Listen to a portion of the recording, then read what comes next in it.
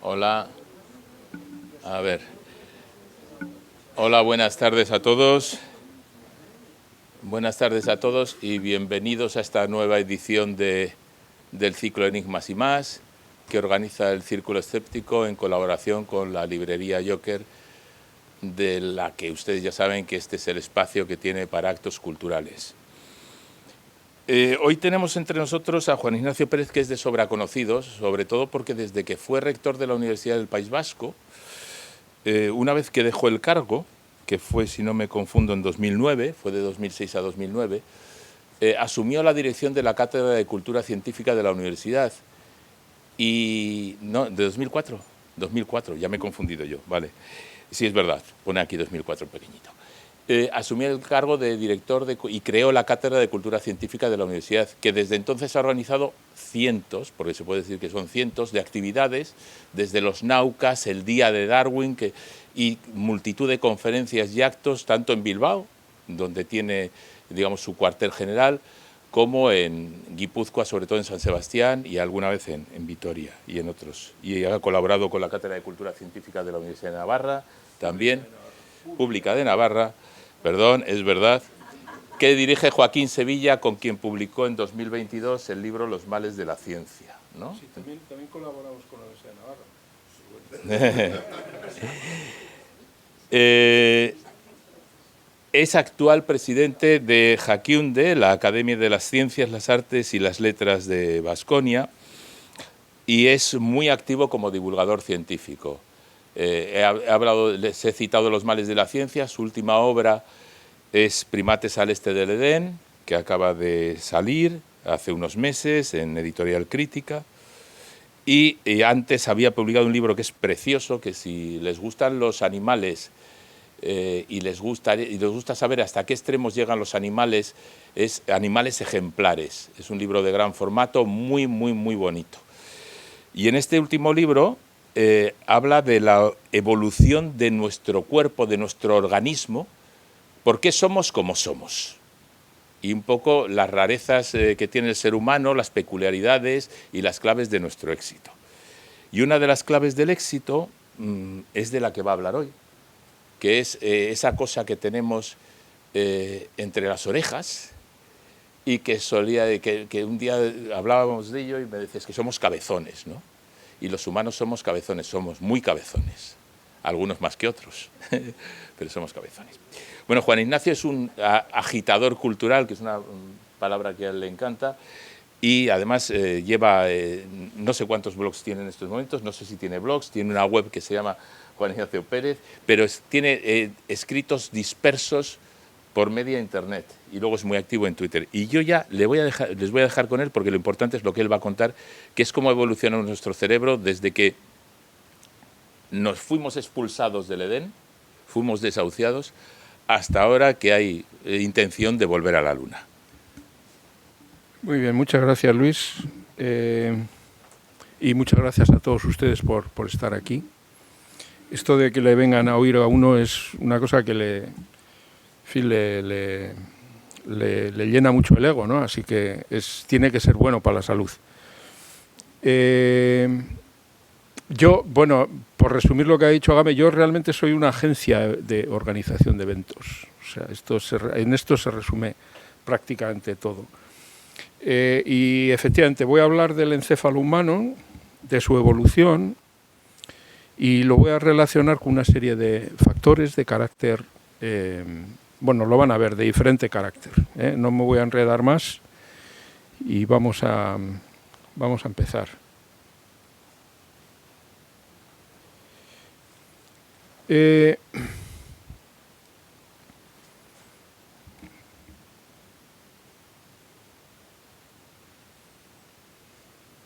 Esto, bueno, no sé, yo es que no sé cuál es el que tengo que usar.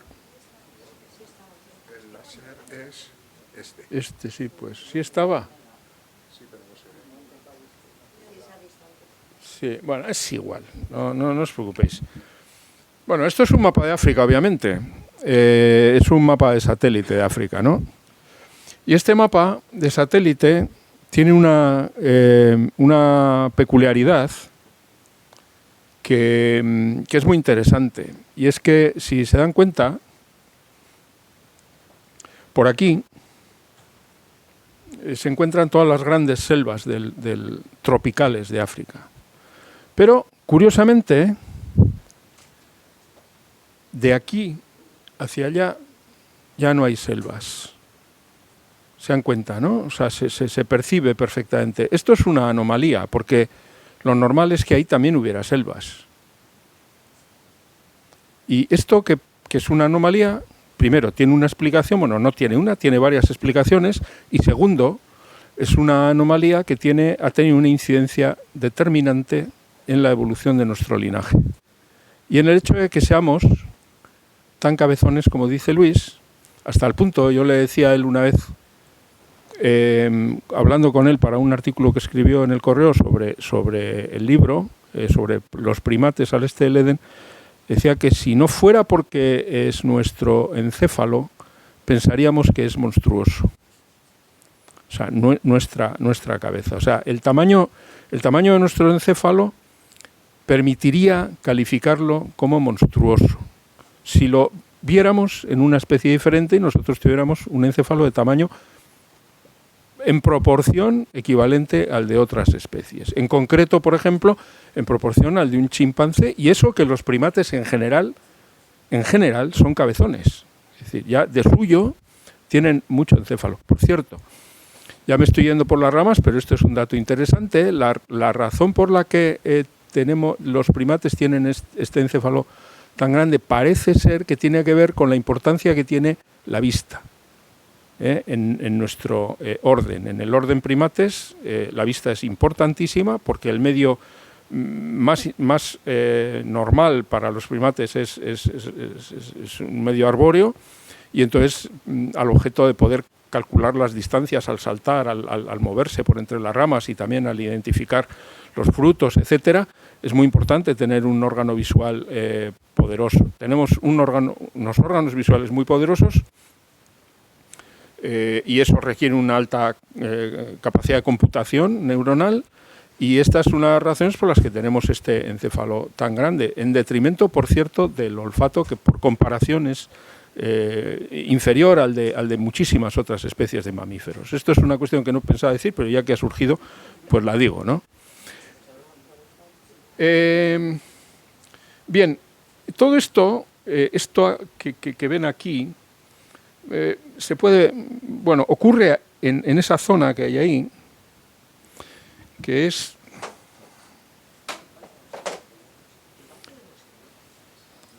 no sé, atrás no se oye bien, no hace falta el micro, sí. En esto, la divisoria entre la zona selvática y la zona no selvática la marca el que se conoce como el Gran Valle del Rift. El Gran Valle del Rift es una formación geológica que tiene 5.000 kilómetros de longitud y va desde Mozambique hasta el Valle de la Beca. Lo vamos a ver ahora con más detalle, pero bueno, aquí se ve Mozambique, empieza por aquí, todo el Mar Rojo, forma parte de esta formación geológica, y sigue hasta el Valle de la Beca, que está ahí arriba. El Valle de la Beca, que está en Siria y que es uno de estos sitios donde ha habido combates entre Israel, Siria, etcétera, ¿no? Aquí hay una segunda rama del Gran Valle del Rift, que es esta zona aquí, que es el Rift Albertine, y esta es la rama principal. Bien, vamos a ver por qué ocurre. Primero, cómo se forma cómo aparece esta formación geológica.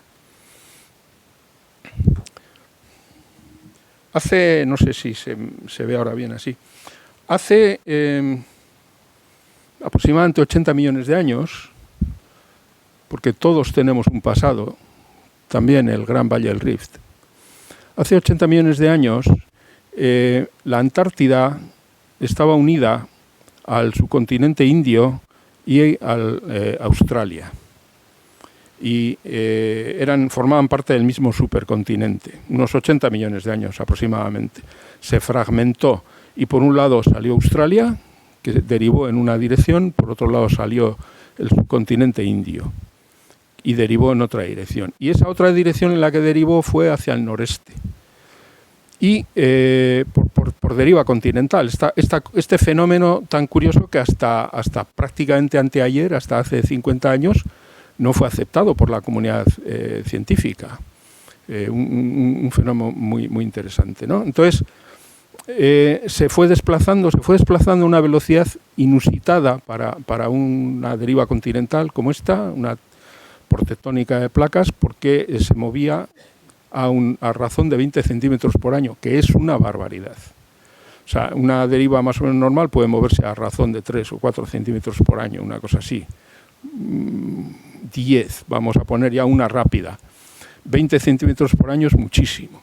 Bueno, pues fue yendo hacia el norte y hace aproximadamente 30 millones de años entró en contacto con la placa euroasiática. Y en ese momento empezaron a elevarse los Himalayas. Al chocar las dos placas empezaron a elevar los Himalayas. Y en esa figura tenemos allí en la esquina superior, de aquel lado, mi izquierda, es una imagen, se ve la nieve de los Himalayas, y un poco más abajo, por aquí, esta zona más seca que hay ahí, ese es el desierto de Thar, que es un desierto del subcontinente indio. Bien, el desierto de Thar tiene una característica, y es que en verano, bueno, como muchos otros sitios, se calienta mucho. Y al calentarse, como está relativamente cerca a los Himalayas, relativamente, y arriba en las cumbres hace mucho frío, eso da lugar a una corriente convectiva muy fuerte que hace que los vientos soplen en dirección hacia las cumbres del Himalaya desde el desierto de Thar. Pero genera un efecto de succión sobre la masa de aire que hay aquí en el mar de Arabia, que es parte del Océano Índico, de tal manera que en verano sobre todo se producen fuertes vientos, bueno, fuertes o no tan fuertes, pero un viento muy constante a lo largo de todo el verano, que va cargado de humedad que ha adquirido en el mar de Arabia y se eleva y entonces se condensa. Bueno, ya saben, el efecto Foehn, ¿no? Cuando sube para arriba el aire cargado de humedad, se condensa, llueve, y esto viene provocando pues a veces graves inundaciones.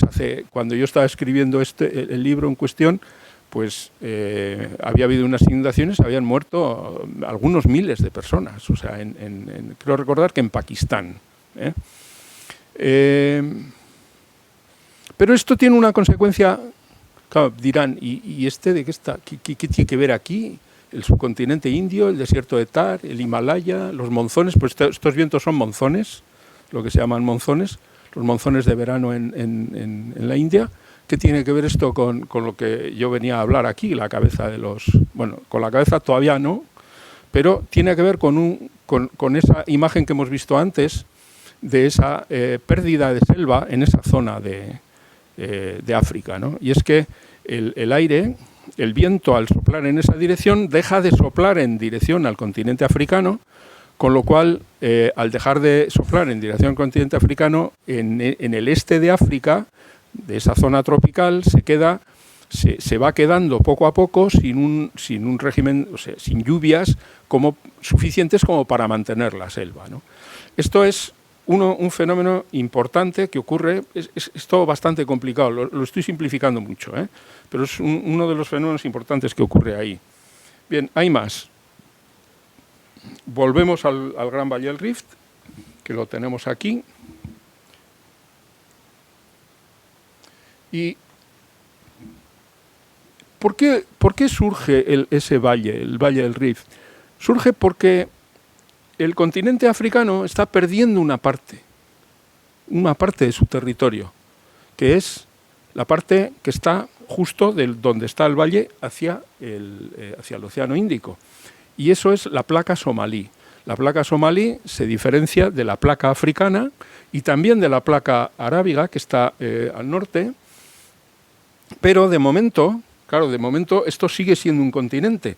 Andando el tiempo, esa placa somalí va a ser una gran isla, depende, porque si llega a impactar luego con el continente, con el subcontinente indio, pues podría ocurrir otras cosas. Pero en principio se está separando la placa somalí y eso es lo que está provocando la fisura a la que me he referido antes, que ya en el Mar Rojo, no por la placa somalí, sino porque ya se ha separado la placa arábiga de la africana, está ahí, ya hay un mar en medio, pero va a ocurrir algo parecido a una configuración parecida a la que hay ahora con la península arábiga.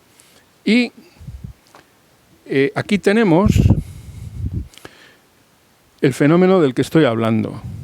Este es un esquema muy sencillo de tectónica de placas.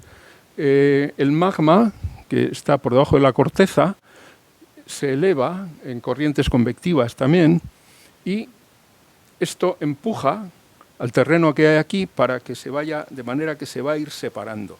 Y al irse separando, ocurre un fenómeno que yo en algún lugar he leído que se llama desubducción, pero esto yo, si me preguntan, les voy a decir luego, no tengo ni idea, porque no sé exactamente cómo va la película, pero lo cierto es que aquí se produce una elevación del terreno en los dos lados y queda un valle en el centro que eventualmente se puede llenar de agua, que es lo que ha ocurrido en el Mar Rojo, precisamente, aquí se puede ver, y que en un estadio muchísimo más avanzado ocurre en la dorsal atlántica, entre el continente africano y Europa y América. O sea, pero en esa dorsal atlántica tenemos también, esta es es una dorsal que hay en el centro del océano, que de hecho es muy activo geológicamente, son zonas muy activas geológicamente, porque ahí está saliendo magma y es ahí donde se producen, por ejemplo, muchas fumarolas en el fondo del mar, que dan lugar a formas de vida bastante especiales, por cierto. Pero este es otro tema, en esto no me voy a quedar. Lo importante es aquello. Al elevarse esas montañas, eso además opone una dificultad añadida a la llegada de vientos húmedos, de manera que la zona que queda entre las dos cadenas de montañas es una zona que tiende a ser más seca. Por lo tanto, tenemos dos fenómenos que están desecando el paisaje de esa zona y en general de toda la zona, porque el Gran Valle Rift es gran valle, o sea, quiere decir que es muy, muy ancho. Y entonces esto es lo que tenemos. Y esto es lo que ha dado lugar a que se haya ido perdiendo arbolado y se haya ido desapareciendo la selva, y progresivamente la selva haya sido sustituida por un bioma diferente, que es el bioma de sabana, en el que hay, bueno, pues alternan praderas, boscajes, llanuras de aluvión, o sea, un ecosistema muy en mosaico, muy diverso, que desde el punto de vista ambiental para los seres vivos que viven ahí, sobre todo para los animales que viven ahí, es más complejo, más difícil que un entorno como la selva, porque la selva es mucho más constante, no hay esas diferencias, y esto acaba teniendo consecuencias. Bueno, conclusión de esto, estas son dos imágenes de satélite, de nuevo, una es de marzo y la otra es de medio año después, o sea, de septiembre, y vemos que en cualquiera de las dos estaciones se ve que en la zona que hay al este de las selvas, se han perdido las selvas y se ha quedado ese espacio que a veces incluso es muy árido, puede llegar a ser muy árido. El libro Primates al este del Edén le puse ese título porque quise utilizar una metáfora que no es particularmente afortunada, pero bueno, entendiendo que las selvas para un primate es el Edén, porque el medio en el que surgen los primates y en el que evoluciona la mayor parte de los primates son selvas, o sea, ese es el medio. Entonces, es raro que haya primates fuera de selvas, los hay, no somos los únicos, pero es relativamente raro. Entonces, claro, al quedarse esos espacios ahí, acabaron siendo colonizados por un linaje que es nuestro linaje, el linaje de los homininos, que hace 7 millones de años aproximadamente compartíamos un antepasado común con los chimpancés y, claro, los chimpancés se quedaron más o menos en el interior de las selvas y el linaje o sea, los representantes de nuestro linaje que dieron lugar a lo que somos nosotros ahora, pues estos fueron los que empezaron a ocupar el entorno no selvático, ese entorno de praderas, de boscajes, etcétera, y por una serie de cuestiones que voy a explicar ahora, pues acabaron dando lugar a esto, ¿no? Bueno, este es el entorno, esta es tal y como es ahora, por ejemplo, esa zona, ¿no? Esa zona ahora es así, es una imagen donde se ve cómo es la sabana africana en esa zona, ¿no? No recuerdo, esto es uno de estos parques nacionales, creo que de Tanzania, uno que está al norte de Tanzania, no recuerdo el nombre, no sé si es el Mara o no lo sé, pero bueno, hay unos cuantos sitios así muy bonitos, seguramente muchos de ustedes hayan estado haciendo turismo por allí. Bien, esta imagen además es particularmente afortunada porque aquí vemos una característica importante y es que aquí hay fauna, hay ungulados, hay estas cebras, hay otros muchos ungulados, hay muchos herbívoros de estos de gran porte, ¿no? Como kudús o animales así, ¿no?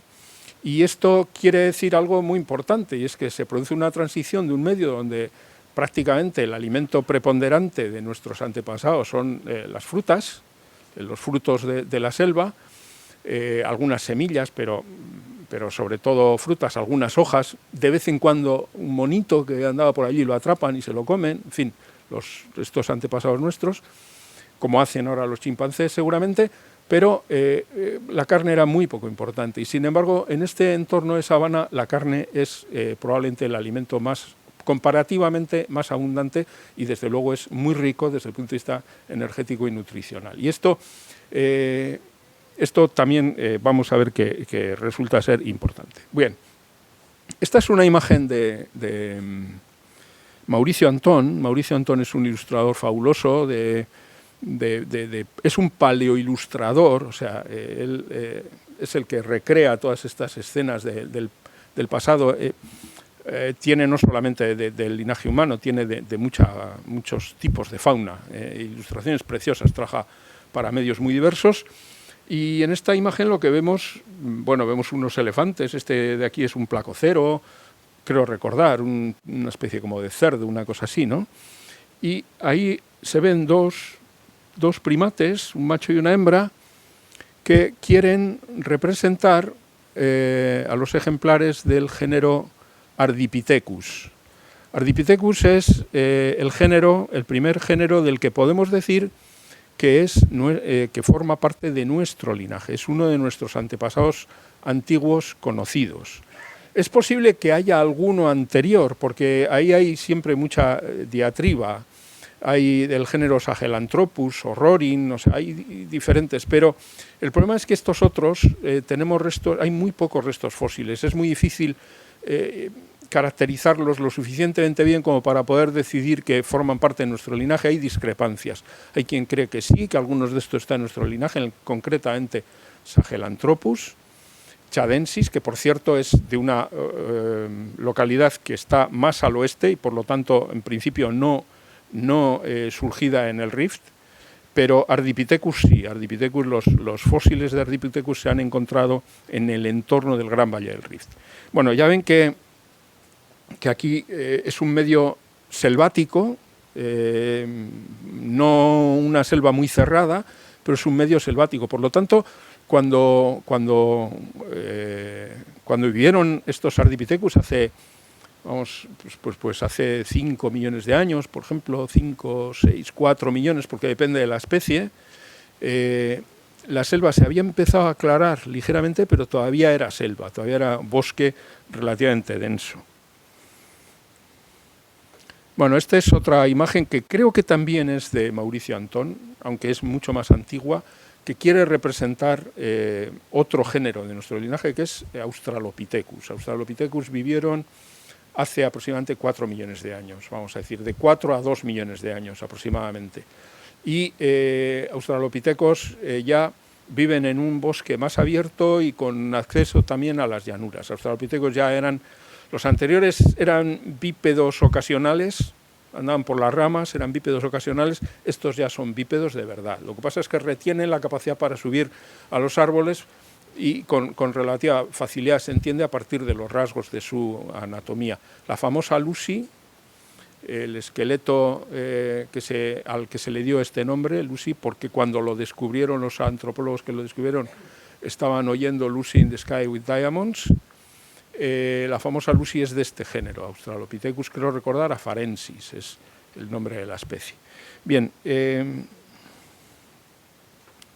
bosque, insisto, se va abriendo progresivamente y va dando paso a la sabana. Estos siguen siendo Australopithecus y aquí el autor de las ilustraciones dejó su nombre bien puesto ahí, Mauricio Antón, pero viene a ser lo mismo, o sea, son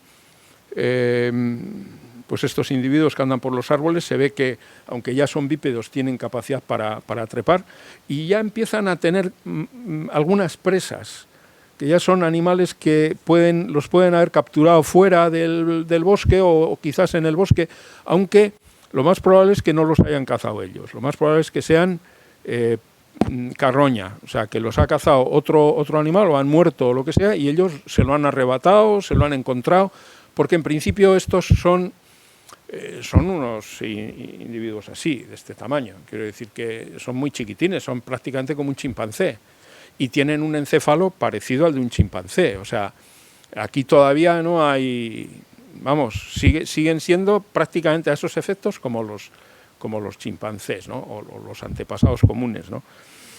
Bien, y luego ya llegamos a esta escena y aquí quizás esta es carroña también, quizás han cazado el rinoceronte, no lo sabemos, esto representa a la especie Homo habilis, que la llamamos habilis porque sus restos aparecen asociados a herramientas líticas, herramientas de piedra, que ya se utilizaban para romper los huesos, sacar el tuétano, que es la comida probablemente más nutritiva que existe, el cortar la carne, y entonces aquí tenemos una escena característica en un entorno donde se ve que hay un boscaje, que hay ya, sí, quizás un fragmento de selva, una llanura aluvión, se ve aquí el río, o sea, es este entorno que ya digo, se va abriendo cada vez más, y entonces va habiendo otro tipo de fauna y ya los recursos alimenticios son diferentes, empiezan a entrar la carne en la dieta de los homininos, en la carne, en este caso en el género Homo.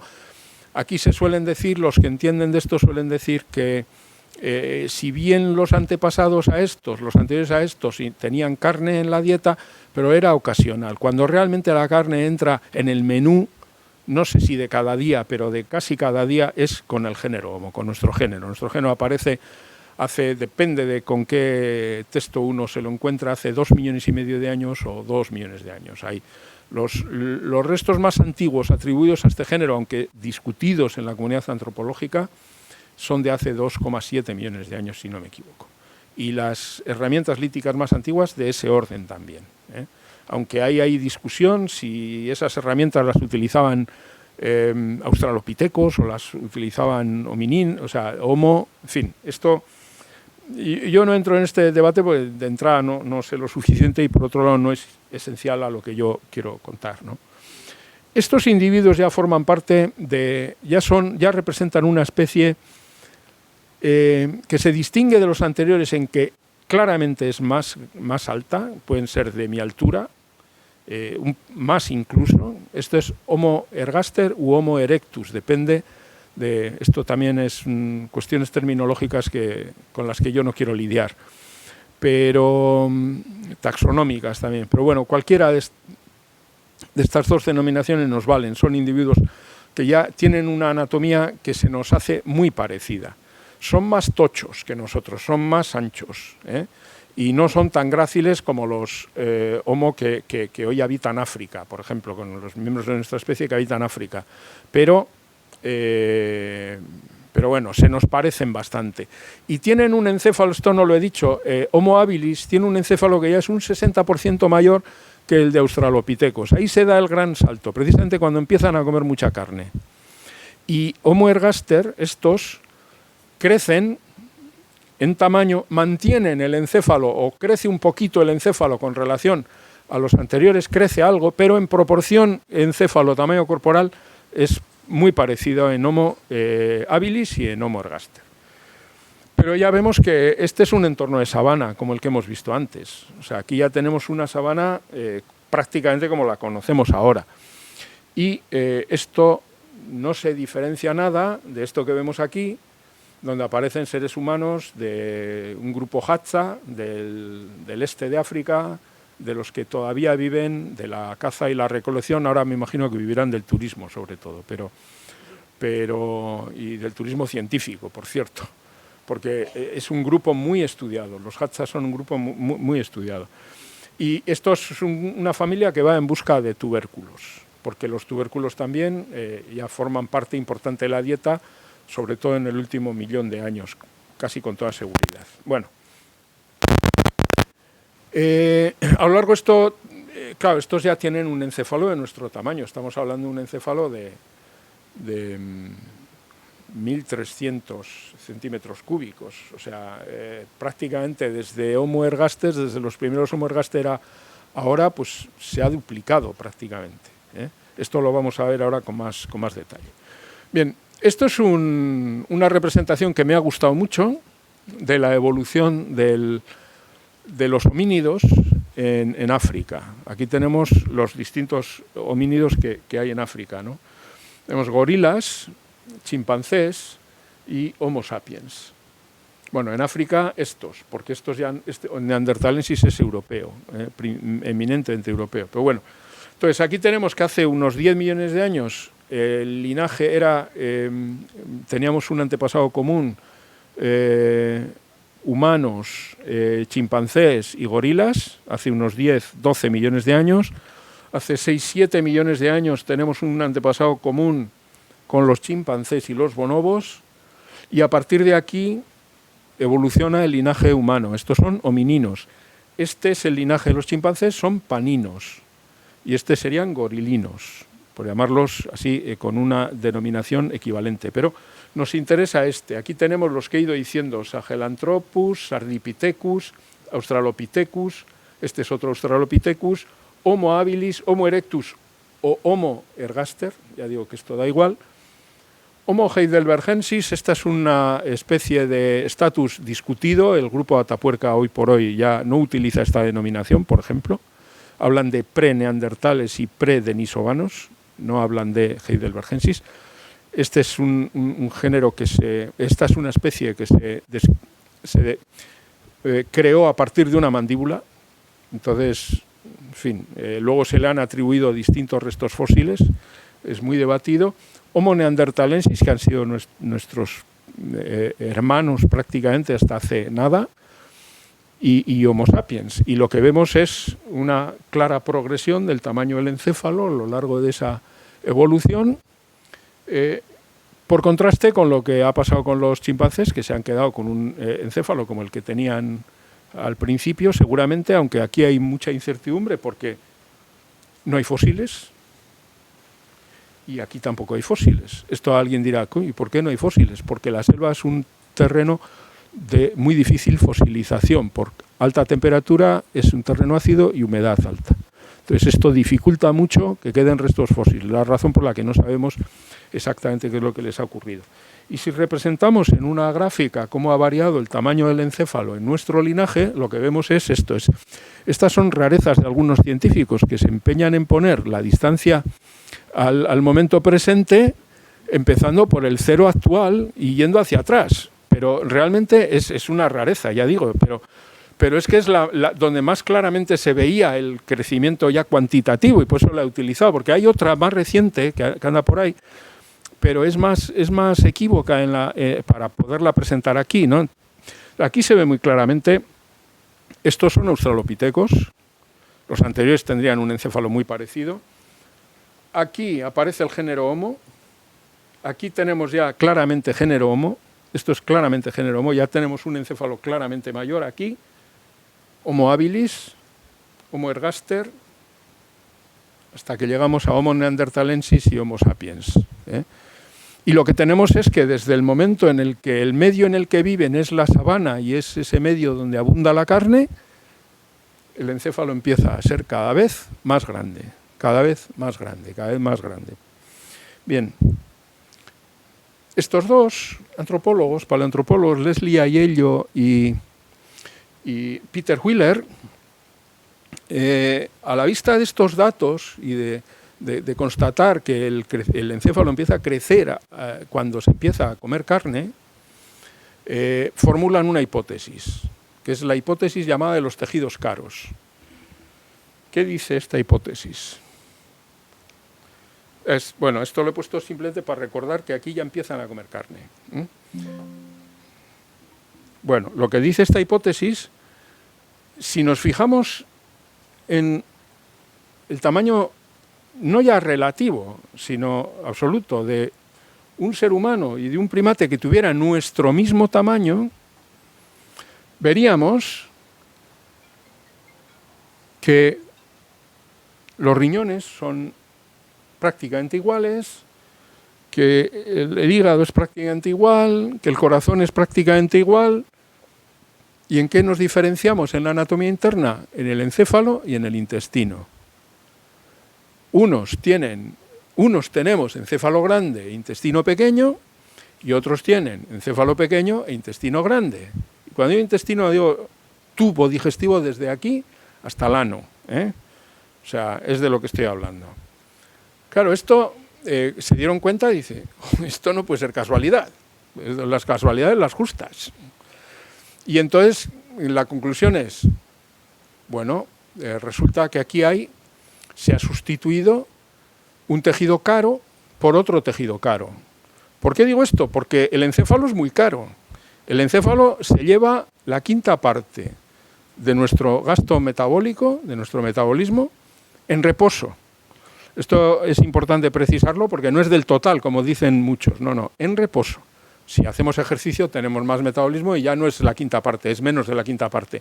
Pero la quinta parte en reposo es la leche, porque el encéfalo representa el orden del 3 o 4% de nuestra masa corporal, bueno, creo que menos. O sea, un órgano que tiene el 3% de nuestra masa corporal, que consuma el 20% de nuestra energía metabólica, es un órgano muy caro, su funcionamiento es carísimo. No voy a entrar ahora en por qué, si quieren luego lo puedo comentar porque es muy bonito el asunto.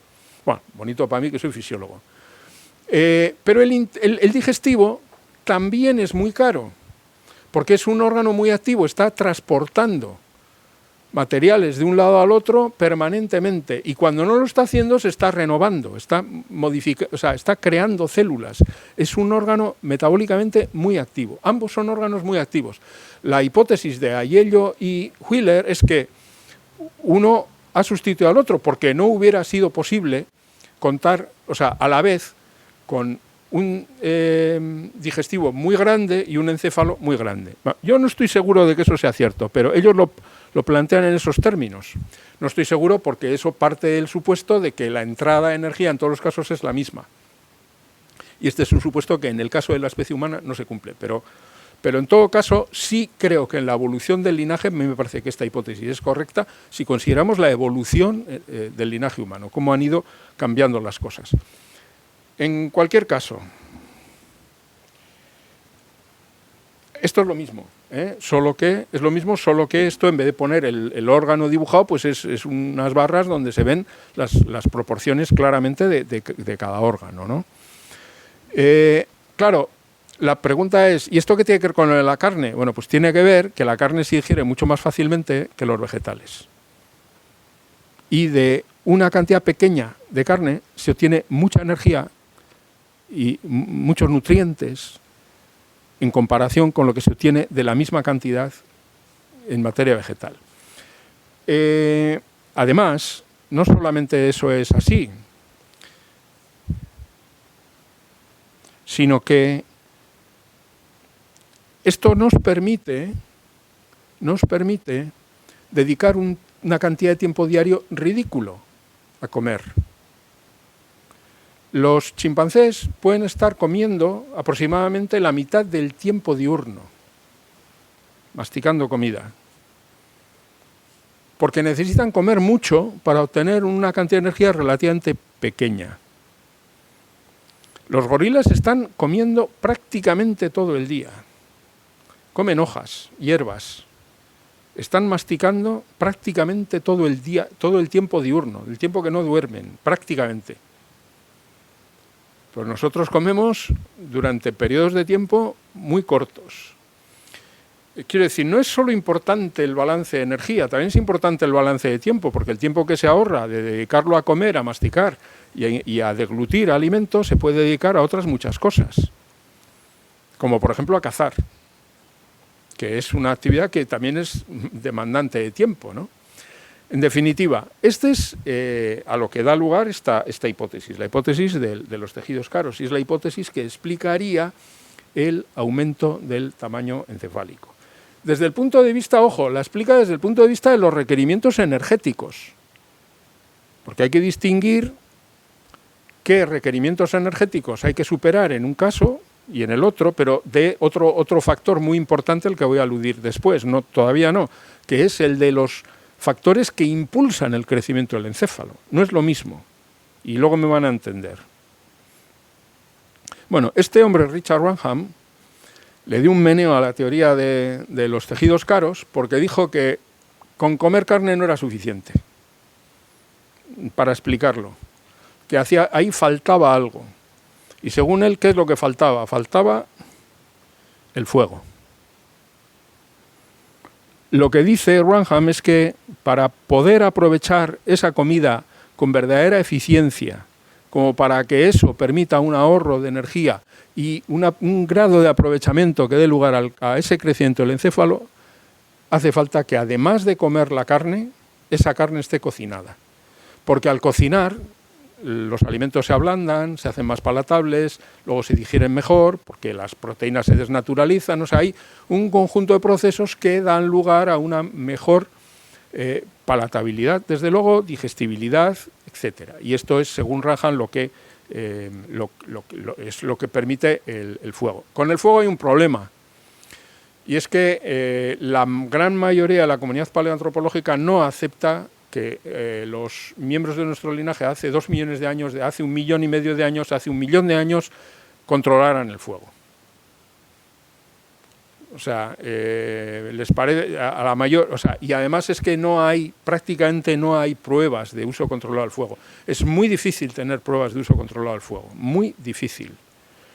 Hay unos restos, creo recordar que en Kenia, de hace 1,5 millones de años, que son compatibles con uso controlado de fuego, pero no demuestran que el fuego fuera utilizado de manera controlada. Y en todo caso el problema es que es una muestra, 2 muestras. Es decir, para poder decir que ya se utilizaba fuego hace 1,5 millones de años, hace 2 millones de años, haría falta encontrar en distintos lugares restos de hogares que hubieran sido sometidos a muy alta temperatura y en una zona bien delimitada para pensar que eran efectivamente hogares y no un incendio descontrolado que había pasado por allí y había quemado un ñu, por ejemplo, ¿no? O sea, entonces el problema es que es muy difícil. De todas formas, hay que decir que en ciencia, ausencia de pruebas no es prueba de ausencia.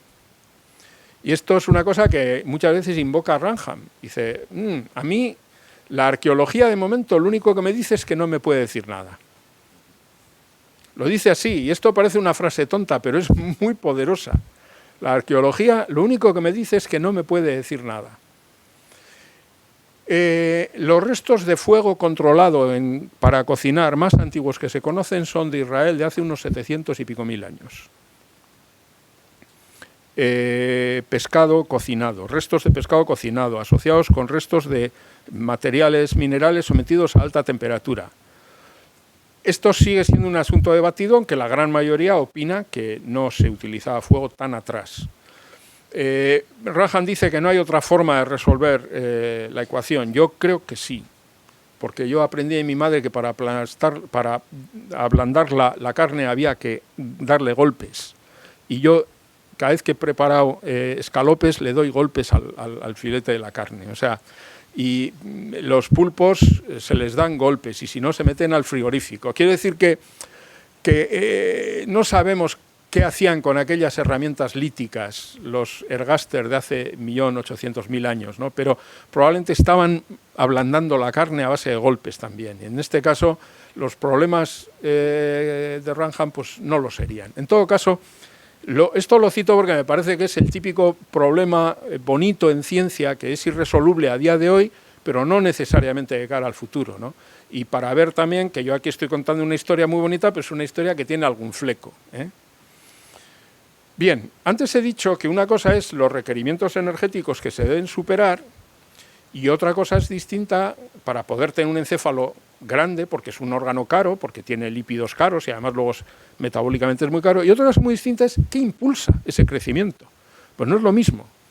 Y en relación con lo que impulsa el crecimiento, hay dos grandes familias de hipótesis.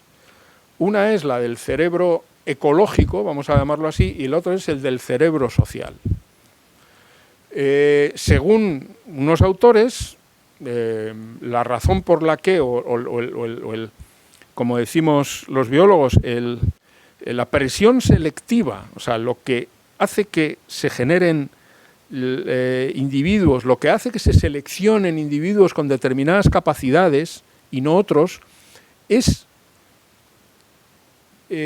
la adaptación a un entorno ecológico determinado, lo cual quiere decir el conocimiento de ese entorno. Si estamos hablando del encéfalo, se supone que un encéfalo grande es un cerebro grande son capacidades cognitivas superiores y esto da ventaja, por ejemplo, a la hora de saber y de recordar dónde había un río, dónde había una llanura de aluvión, dónde puede haber mejor caza en esta época del año, o sea, cuestiones climáticas, faunísticas, botánicas, todo esto. Claro, si tienes un buen encéfalo lo vas a recordar y lo vas a saber mejor que si no lo tienes. No estoy poniendo ejemplos, pero en la lista hay un montón de cosas. O sea, aquí se habla de uso de herramientas, alimentación, forrajeo extractivo, amplitud y calidad de la dieta, en fin, innovaciones alimenticias o de forrajeo y de confort. O sea, es todo cuestiones de carácter ecológico, ¿no? Autoecológico. Y la otra hipótesis es la del encéfalo, el cerebro social. El cerebro social lo que plantea, y esto es a partir de observaciones muy interesantes, es que si uno coge a los homínidos, el conjunto de los homínidos y probablemente más, probablemente todos los primates, hay una relación entre el grosor de la corteza cerebral y el número de individuos que forman el grupo al que pertenece, que forman característicamente en una especie. Y claramente la especie que tiene una corteza más gruesa somos nosotros y somos los que naturalmente tenemos un grupo que es con el que nos relacionamos más grande en el conjunto de los primates. Nos relacionamos del orden de 200, 300 personas. Son el número de personas con el que podemos mantener relaciones que nos acordamos, que sabemos quiénes son, que tratamos habitualmente.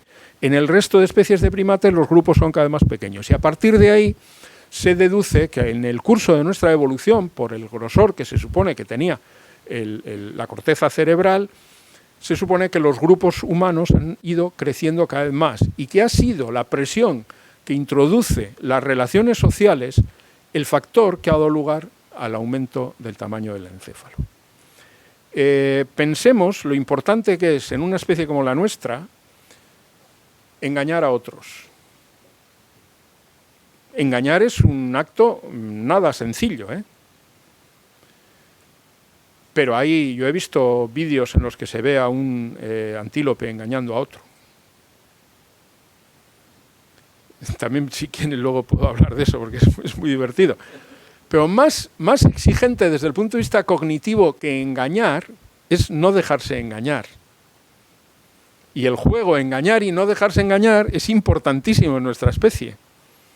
Y como ese, tantas otras cosas. Saber con quién es, si la persona con la que tratas es de fiar o no, si este tipo de actividades generan buen ambiente o no. O sea, entonces, esto es lo que se llama como la hipótesis del encéfalo social. O sea, yo digo que a mí no me parece que son excluyentes.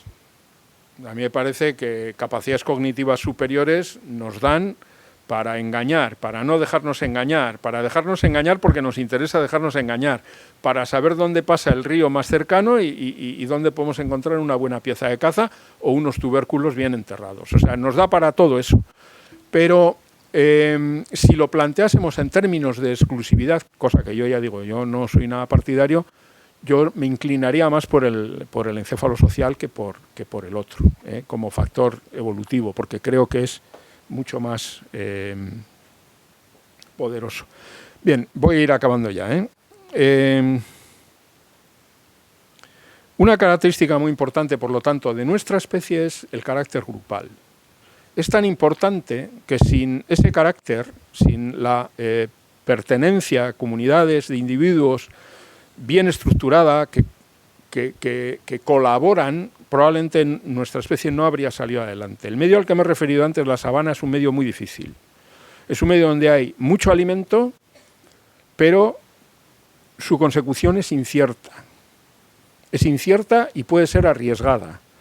Y eso quiere decir que para poder garantizar un suministro regular de alimento era esencial, y es esencial, quienes practican todavía la caza, cooperar. Por lo tanto, somos una especie cooperativa. También lo somos desde el punto de vista de la crianza de la prole. Las mujeres pueden tener hijos con menos tiempo, de intervalos más breves, que el resto de los homínidos. Y esta es una característica que le ha dado a la especie humana un potencial demográfico que otras no tienen. Y esto ha sido posible porque las mujeres, en estado de gestación, en estado de lactación o criando a los que ya no dependían de leche, han necesitado el apoyo de otros individuos. No era suficiente el apoyo de la pareja reproductiva, porque la pareja reproductiva podía ser de fiar o no, podía hacerse cargo de la prole o no. En algunos casos ni siquiera sabía si era su prole. Muy probablemente han sido muy importante el concurso de la generación anterior, lo que se llama la hipótesis de la abuela, porque esto explicaría, aunque ahora hay debate con esto, porque hay hallazgos con chimpancés que lo ponen en cuestión, pero explicaría por qué las mujeres tienen menopausia. Quiere decir esto, por qué pueden vivir durante un montón de años cuando ya no se reproducen. Esto, desde el punto de vista evolutivo, es una anomalía.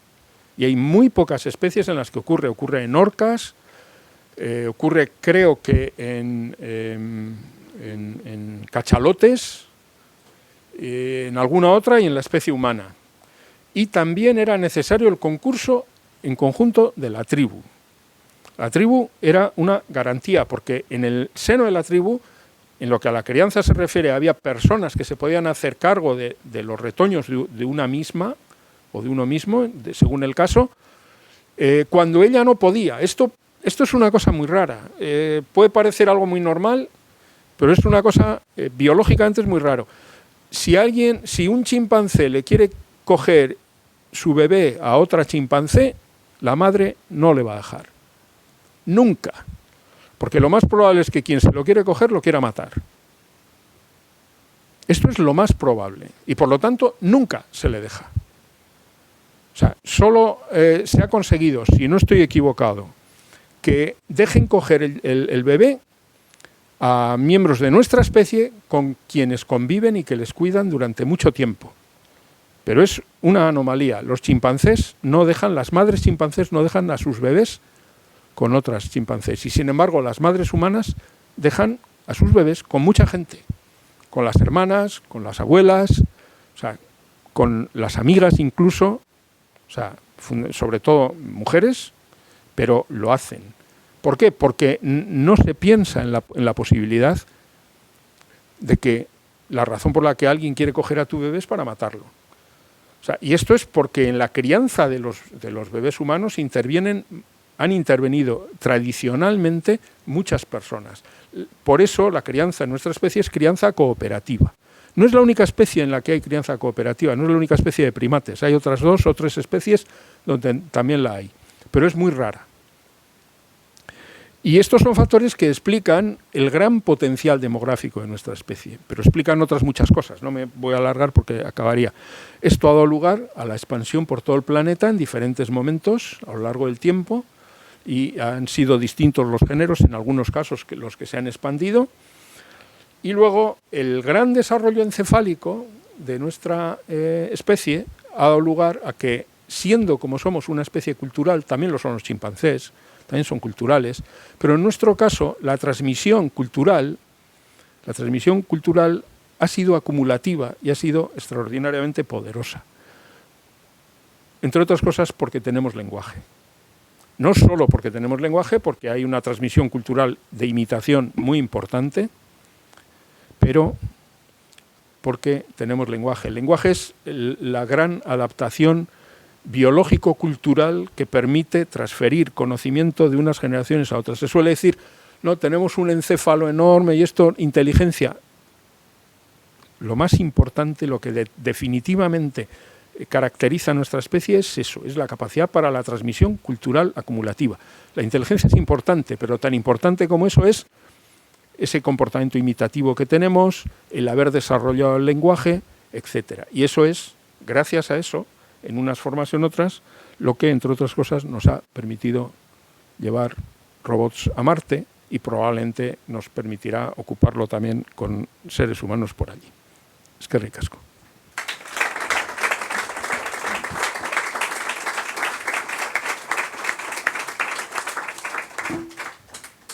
Bueno, pues tienen ustedes la palabra para preguntar lo que crean conveniente. Yo antes no te he presentado como catedrático de fisiología, mea culpa. Otra más, apunta ya. A ver. Ahí.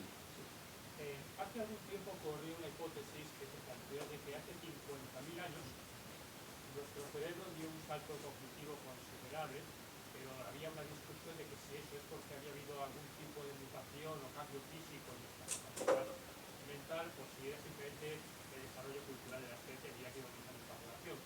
¿Qué ha quedado de esa hipótesis a día de hoy? No lo sé. No sé. A mí eso no me ha convencido nunca, pero no tengo razones. Yo no tengo razones, o sea, a mí no me ha convencido, porque esa es una observación que se basa en, si no estoy equivocado, en la aparición de pinturas rupestres, que es cuando empiezan a aparecer pinturas rupestres, entonces se cree que en ese momento se produce un salto hacia una mente simbólica. Pero es que hay... esto es muy bonito también. Hay marcas grabadas en una concha bivalva de hace 500.000 años en Java. Y no era la especie Homo sapiens, era Homo erectus.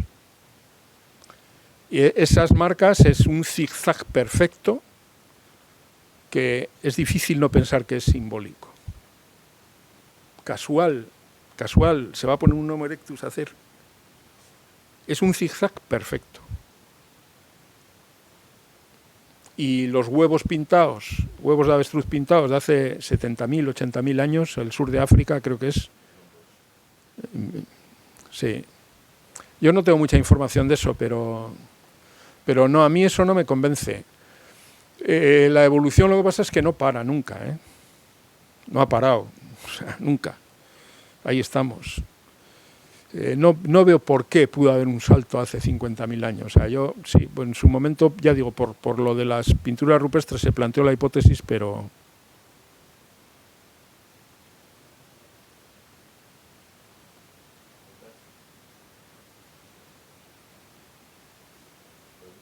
¿Cabe la posibilidad de que esos restos de abstracción se hicieran en material, digamos, biológico, en material muy degradable, ¿no?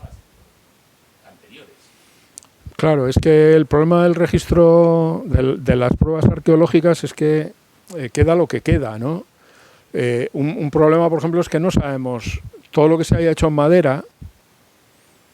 Pues la madera tiene muchos problemas de conservación, claro, y lo que se haya podido marcar en madera, imagínate, la madera es fácilmente trabajable y de eso no quedaría nada, ¿no? O sea, es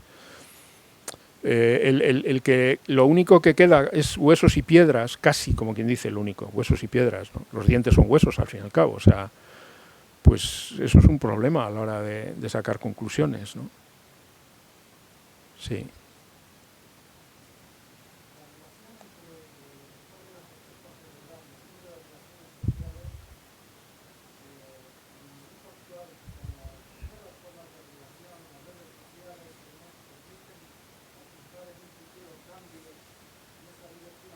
No lo creo. Yo no lo creo. Se ha medido con cuánta gente se relaciona la gente en redes sociales. Nos relacionamos con como un máximo de 300 personas realmente, no más. También en redes sociales. En todo caso, podría, porque entiendo que tu pregunta va por ahí, o sea, ¿podría esto ser una flecha hacia un encéfalo más? El futuro es inescrutable. O sea, yo no me atrevo a hablar del futuro, no, pero me parece muy difícil. No porque no sea posible, sino porque no sé si sacaríamos alguna ventaja de esto. Pero no lo sé, realmente es que no, el futuro, ¿qué es lo que pueda pasar? No, yo no me hago una idea.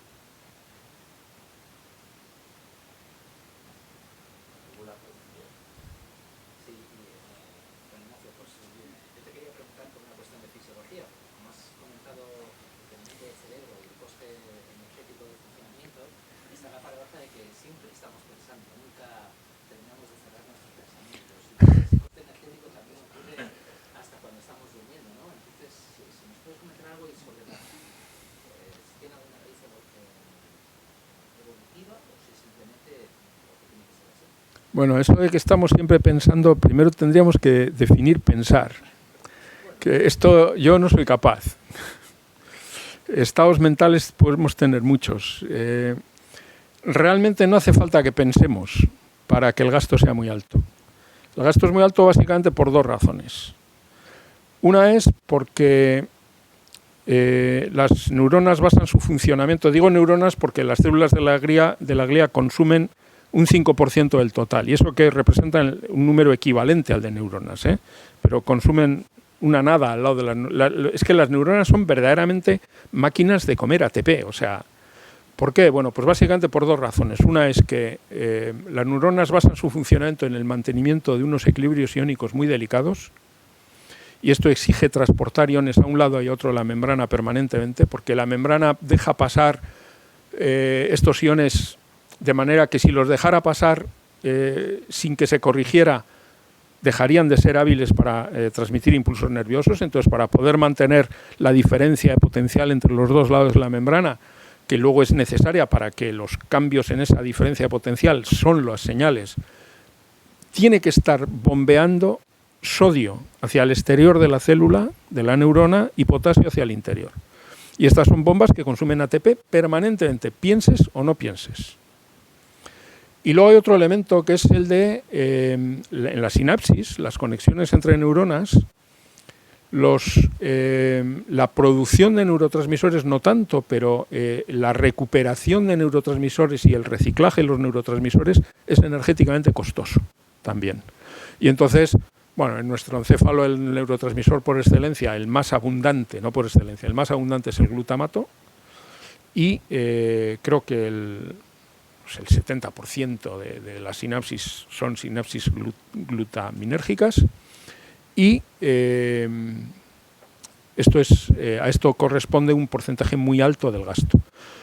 Pero nada de esto es necesario para lo de pensar, porque hay un montón de funciones, además, que no tienen nada que ver con pensar, que ocurren espontáneamente y sin que seamos conscientes de ellas. O sea, toda la participación del sistema nervioso en las funciones llamadas vegetativas, o sea, en los controles de temperatura, por ejemplo, o de concentración de sales, etcétera. Esto está funcionando permanentemente, nos estamos manteniendo estables por dentro gracias a eso, y no somos conscientes. Y luego lo de pensar, cuando se han tratado de medir cuánto representa la actividad de pensar energéticamente, el porcentaje con relación al total del gasto, cuando se ha conseguido medir, parece ser muy pequeño. ¿Por que es verdad que para medir actividades encefálicas, para detectar y en cierto modo medir, se utilizan técnicas de imagen que están basadas en el flujo sanguíneo y por lo tanto en el aporte de glucosa y oxígeno. Siendo esto verdad, también es verdad que cuando uno, vamos a decir, piensa, se activan determinadas zonas y probablemente no se activan otras. Y cuando piensan unas cosas, cuando piensan otras, se activan esas otras. O sea, y cuando no piensa, están activándose otras distintas. O a lo mejor se están consolidando memorias. O sea, no hay manera de... Esto de pensar... Uno pensando no adelgaza. Resumiendo, por pensar no adelgazamos. Sí, sobre todo hay que dejar de comer.